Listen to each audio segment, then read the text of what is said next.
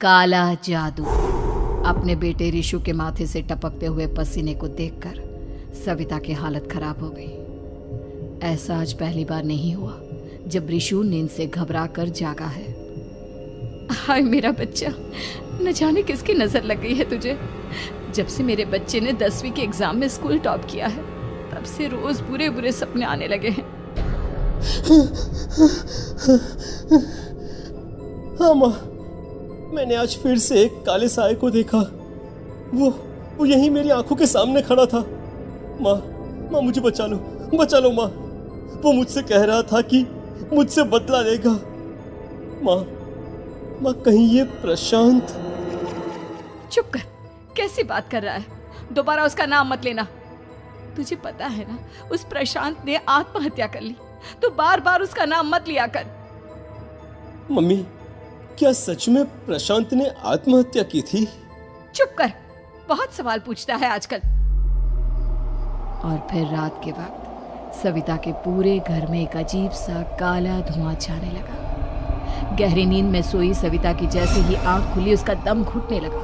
वो दौड़कर रिशु के रूम की तरफ गई जहां उसके दरवाजे पर घूमती एक काली परछाई देख वो बुरी तरह से घबरा गई। कौन है वहाँ? कौन है? सामने आओ। ये मैं हूँ, तुम्हारी काली करतूत।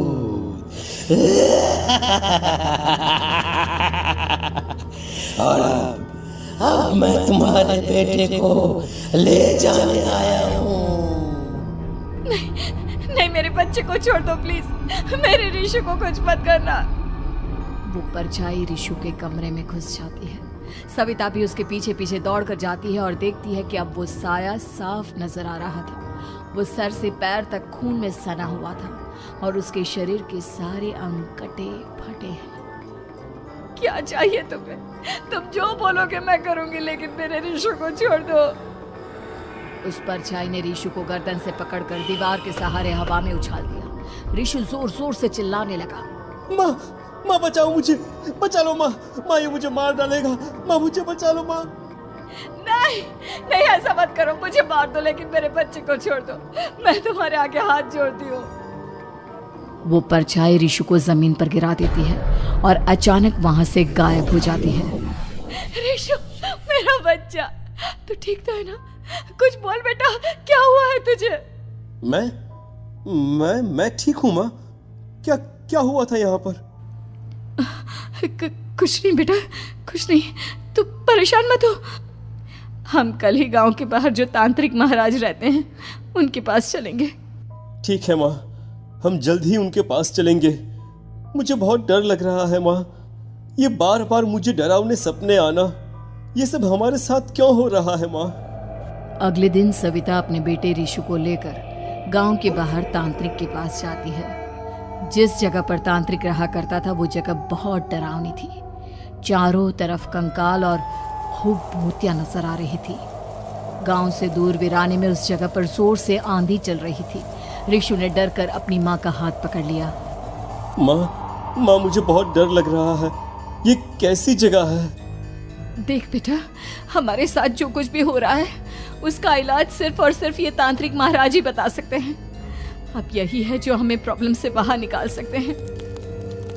जैसे ही सविता और रिशु तांत्रिक की झोपड़ी के अंदर पहुंचे, वहां का नजारा देखकर उनकी आंखें फटी की फटी रह गई। तांत्रिक की झोपड़ी के अंदर कई सारे लोग अपनी गर्दन घुमा घुमा कर जोर जोर से चीख रहे थे। कौन हो तुम और यहाँ क्यों आई हो? महाराज, मेरे बेटे को कुछ दिनों से एक डरावनी काली परछाई नजर आती है और कल रात उसने मेरे बेटे पर हमला भी कर दिया।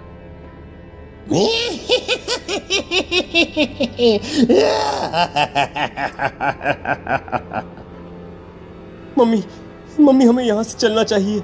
ये जगह मुझे ठीक नहीं लगती। नहीं बेटा, ऐसा नहीं कहते। रुक जाओ, 2 मिनट के लिए रुक जाओ। क्या कहा? काली परछाई? तुम्हारे बेटे पर किसी काली परछाई ने हमला किया? हाँ महाराज, वो कह रही थी कि वो मेरे बेटे को कुछ कर देगी। कोई उपाय बताइए महाराज, मेरे बेटे के साथ कुछ गलत नहीं होना चाहिए। तुमने किसी दूसरे के साथ गलत किया है। तो तुम्हारे साथ भी गलत होकर ही रहेगा। तुमने किसी की जान ली है, किसी को मार डाला है तुमने। नहीं महाराज, मैंने ऐसा कुछ नहीं किया। मैंने किसी की जान नहीं ली। मुझे कोई उपाय बताइए। लगता है तुम इतनी आसानी से नहीं मानोगी। मैं तुम्हें अभी उस काली परछाई से मिलवा देता हूँ और वही सारा सच तुम्हारे सामने लेकर आएगा। सविता और ऋषु ने डर के मारे अपनी आंखें बंद कर ली। तभी अचानक तांत्रिक की झोपड़ी में अजीबोगरीब आवाजें गूंजने लगी। सविता और ऋषु बुरी तरह से कांप रहे थे। आंखें खोलो और अपने सामने देखो। क्या यही है वो जिससे तुम कल रात को मिली थी? बताओ मुझे। हाँ, इसने कल रात मेरे बेटे के ऊपर हमला किया था। ये उसी लड़के की भटकती हुई आत्मा है जिसे कुछ दिन पहले तुमने मार डाला था। मम्मी, ये महाराज क्या कह रहे हैं? क्या सच में आपने किसी की जान ली है, किसी को मार डाला है? अगर हाँ तो बताइए ना मम्मी, किसको मारा है आपने? किसको? तुम्हारी माँ इतनी आसानी से सच नहीं बताएगी बेटा। इसने एक बच्चे की जान ली है।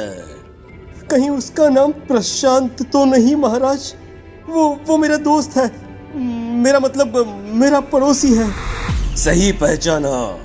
देखा सविता, तुम्हारा खुद का बेटा भी जानता है कि तुमने किसी के प्राणों की बलि चढ़ा दी और इसीलिए अब उसकी बुरी आत्मा तुम्हारे घर में भटकती है।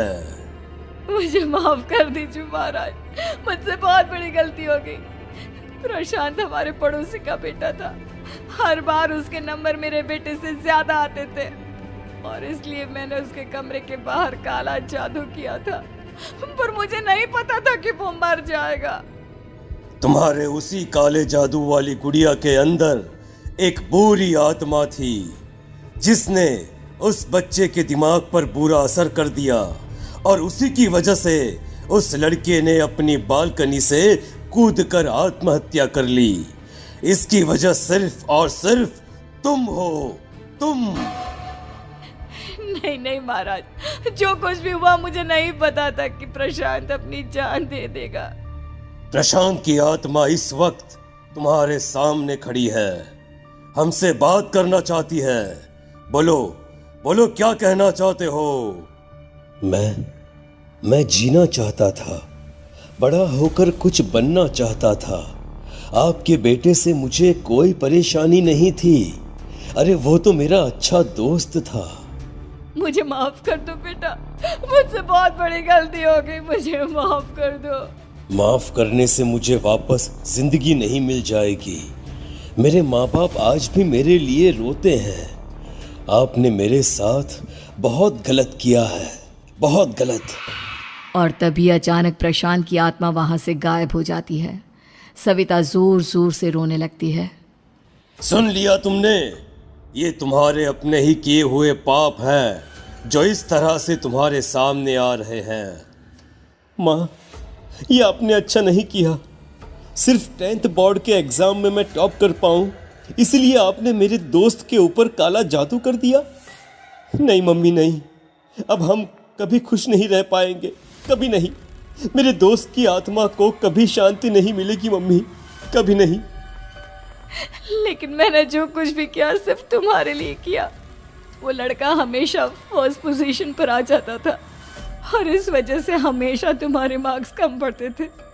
मैंने तो सिर्फ उस पर एक छोटा सा काला जादू किया था बेटा। मुझे क्या पता था कि उसका ये नतीजा निकलेगा। जिस गुड़िया को तुमने उस लड़के के कमरे के दरवाजे पर लगाया था, दरअसल उसके अंदर एक बुरी आत्मा का प्रवेश हो गया था, जैसा कि अक्सर काला जादू करते समय हो जाता है। मुझे अपनी गलती का एहसास हो गया है। मैं प्रायश्चित करना चाहती हूँ। आप बताइए मैं क्या करूँ? प्रशांत के घर जाकर उस काली गुड़िया को वहां से निकालकर यहाँ लेकर आओ। मैं उसे आग में जलाकर राख कर दूंगा और उसके बाद प्रशांत की आत्मा को हमेशा के लिए मुक्ति मिल जाएगी। अगली रात सविता चुपचाप अपने पड़ोसी प्रशांत के घर जाती है। प्रशांत के माँ बाप प्रशांत की मौत के बाद उस घर को छोड़कर हमेशा के लिए वहां से चले गए थे। जैसे ही सविता उस घर के अंदर कदम रखती है, उसका सामना अजीबोगरीब हैवानियत से भरी आवाजों से होने लगता है।